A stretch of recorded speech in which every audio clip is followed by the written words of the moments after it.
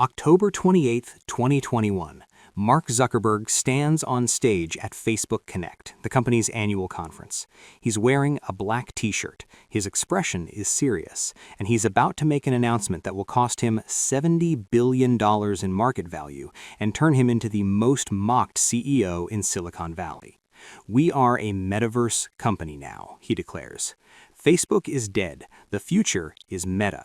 We will spend tens of billions building virtual reality worlds where people will live, work, and socialize as digital avatars." The stock market reacts instantly. Facebook shares drop 6% in a single day.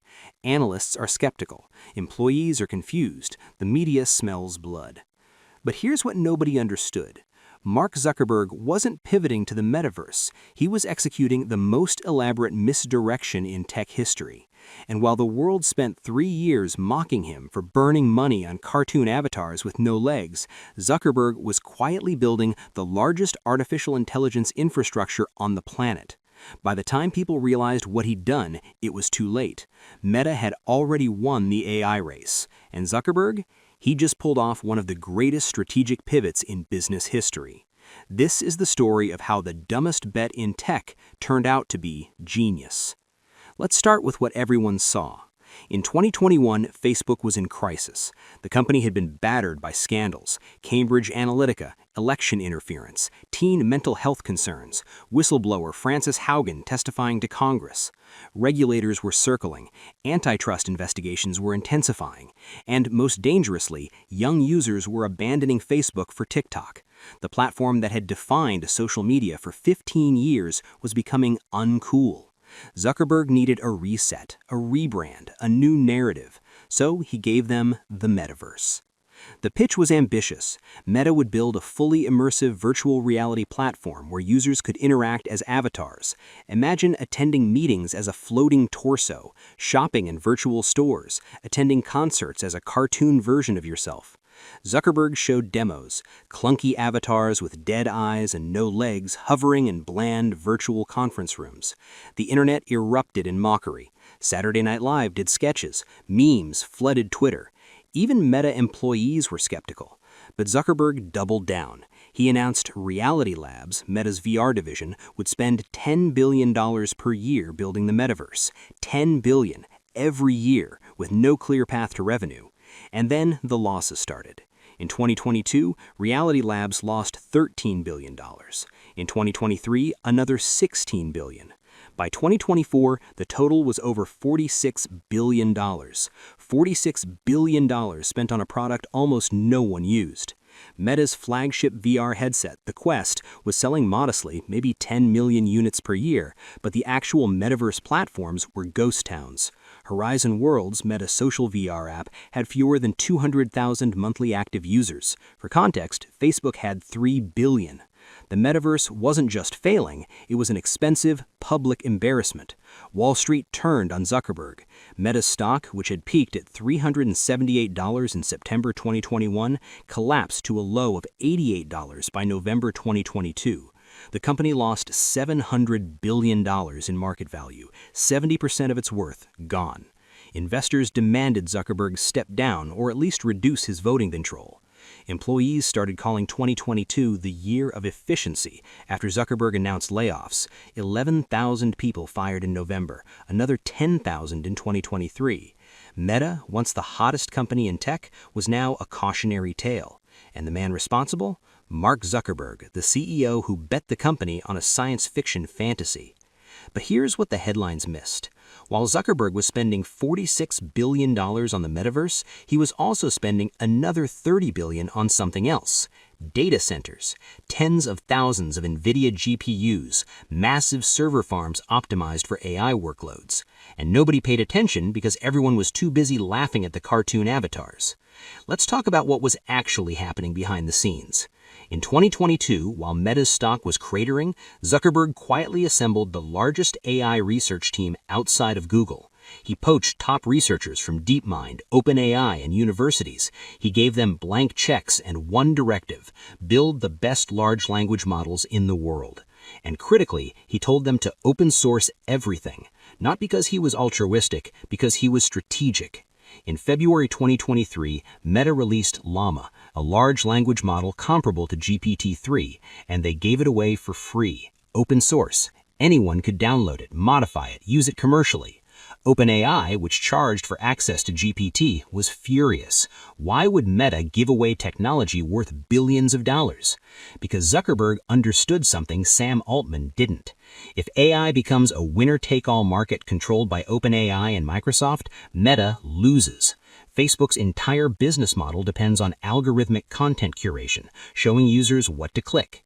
If OpenAI controls the best AI models and charges rent for access, Meta would be paying a competitor billions of dollars per year just to keep Facebook functional. So Zuckerberg did what he always does when threatened. He tried to commoditize the competition. By open sourcing Llama, he turned cutting-edge AI from a proprietary asset into a public utility. Suddenly, thousands of developers and startups could build AI products without paying anyone. The market for AI models became competitive instead of monopolistic. And Meta could now build AI into Facebook, Instagram, and WhatsApp without paying anyone. It was a brilliant, ruthless move, and it worked. But open sourcing a model is useless if you can't train the next version. And training AI models requires compute, massive amounts of it. Specifically, Nvidia's H100 GPUs, the same chips everyone was desperate to get. And here's where the Metaverse story gets interesting, because while Zuckerberg was building VR headsets nobody wanted, he was also building the infrastructure to train AI models that everyone would need. The data centers Meta constructed for the Metaverse, optimized for real-time 3D rendering and massive parallel processing, turned out to be perfect for AI training. The same racks of GPUs that were supposed to render virtual worlds could just as easily train language models. In 2023, Meta announced it had ordered 350,000 Nvidia H100 GPUs, the largest single order in history, worth approximately $14 billion. For context, OpenAI had about 50,000, Google maybe 100,000. Meta had more AI compute than anyone except possibly Microsoft, and they'd built it under the cover of the Metaverse narrative. Now, let's connect the dots. Zuckerberg announces a Metaverse pivot in 2021. The world mocks him. He spends $46 billion on VR. It fails spectacularly. But during those same years, he also spends $30 billion on AI infrastructure, hires the best researchers, open sources models to undercut OpenAI, and stockpiles the largest fleet of AI training chips on the Earth. By 2024, the Metaverse is quietly shelved, still technically in development, but no longer the company's focus. And what takes its place? AI. Meta AI assistants in WhatsApp. AI-generated content in Instagram. Llama 3, a model that rivals GPT-4, available for free. And here's the kicker. Meta's stock, which had crashed to $88 in November 2022, roared back to over $500 by mid-2024. The company that had lost $700 billion in value gained it all back, and then some. Zuckerberg's personal net worth, which had fallen to $30 billion, surged past $170 billion. He became one of the richest people on Earth again. And the Metaverse? Nobody talks about it anymore, but everyone talks about Meta's AI. So what actually happened? Did Zuckerberg genuinely believe in the Metaverse and then pivot when it failed? Or was the Metaverse always a misdirection, a way to build AI infrastructure without triggering regulatory scrutiny, without competing directly with Google and Microsoft, and without tipping his hand to OpenAI? Here's the evidence for misdirection. First, timing. Zuckerberg announced the Metaverse pivot in October 2021, the same month AI researchers at Google published a paper showing that large language models were becoming exponentially more capable. Zuckerberg saw the same data everyone else did. He knew AI was the future. But if he'd announced Facebook is now an AI company, regulators would have panicked. Congress was already investigating Facebook for too much power. Adding, "and now we're building super intelligent AI," would have invited immediate antitrust action. Second, infrastructure. The data centers Meta built for VR were over-specified. Real-time 3D rendering for millions of users requires enormous compute, but it doesn't require the specific architecture Meta built. They built AI-optimized infrastructure and called it Metaverse infrastructure. By the time anyone realized, Meta had the third largest AI training capacity in the world. Third, talent. Meta's AI team grew from a few hundred researchers in 2020 to several thousand by 2023.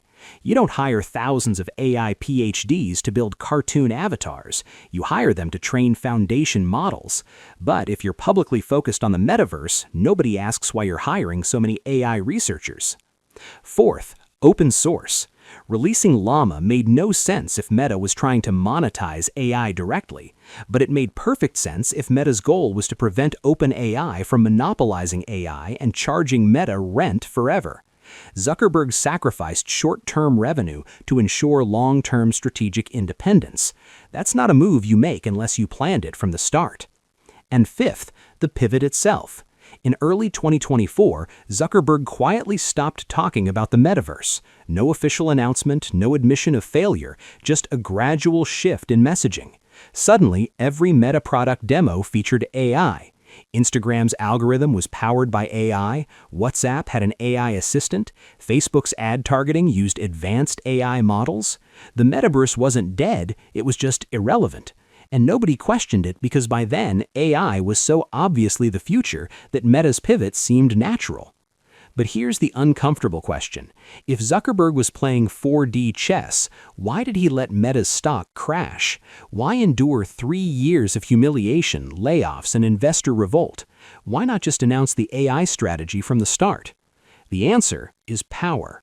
Zuckerberg owns 58% of Meta's voting shares. He can't be fired, he doesn't answer to investors, and he's willing to sacrifice short-term stock price for long-term strategic position. The crash hurt, but it didn't threaten his control. And once the pivot was complete, the stock recovered. Investors who doubted him were wrong, and Zuckerberg proved once again that he's willing to endure public humiliation if it means winning. Now let's talk about what this means for the AI race.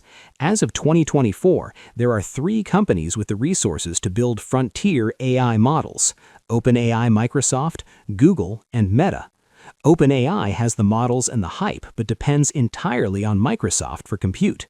Google has everything but moves slowly and cautiously.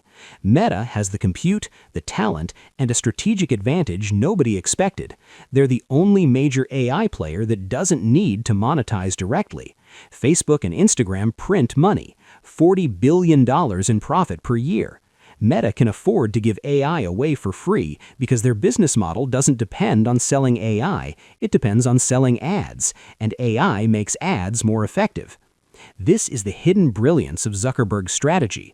OpenAI needs to charge for ChatGPT because they have no other revenue. Google needs to protect search because that's their cash cow. But Meta? Meta can open source everything, undercut everyone on price, and still make a fortune because better AI means better ad targeting. Zuckerberg built a moat by giving away the bridge. And the metaverse? It wasn't a failure, it was cover, a convenient narrative that let Zuckerberg build AI infrastructure, hire AI talent, and stockpile AI chips while everyone else was distracted. The $46 billion wasn't wasted, it was the cost of misdirection, and in return, Meta became the only company that can challenge OpenAI without needing permission from Microsoft or Google. But here's the final twist. Zuckerberg might actually still believe in the metaverse, not as it exists today, clunky headsets and empty virtual worlds, but as the interface layer for AI. Imagine a future where AI agents are so capable that interacting with them feels more natural in VR than on a screen, where the metaverse isn't a destination, but a medium. Zuckerberg might have been building the hardware and infrastructure for a future that doesn't arrive until AI is powerful enough to make it useful, and by the time that future arrives, Meta will own the platform, the compute, and the models. Whether that's true or whether the metaverse was always a smokescreen, the result is the same. Mark Zuckerberg spent 3 years being mocked, lost hundreds of billions in market value, endured mass layoffs and public humiliation, and emerged as one of the most powerful players in AI. Not by announcing a bold AI strategy, not by competing directly with OpenAI, but by pretending to care about cartoon avatars while quietly building an AI empire. This is the hidden game of tech. The companies that win aren't always the ones with the best technology. They're the ones with the best strategy. And Zuckerberg's strategy was patient, ruthless, and effective. He absorbed the pain, he ignored the critics, he spent the money, and when the pivot came, it wasn't a desperate scramble, it was a reveal. Meta had been an AI company all along. They just didn't tell anyone. So the lesson isn't that the metaverse was fake, it's that the best strategic moves look like mistakes until they don't. Zuckerberg could have fought OpenAI in 2021. He would have lost. Instead, he built infrastructure, hired talent, and commoditized models while everyone was laughing at his VR demos. And by the time the world realized Meta was serious about AI, it was too late to stop them. So, the next time you see a tech CEO make a move that seems insane, ask yourself, are they stupid or are they playing a game you don't understand yet? Because Mark Zuckerberg looked stupid for 3 years, and now he's winning. The metaverse didn't fail. It succeeded at being a distraction. And while you were laughing, Zuckerberg was building the future.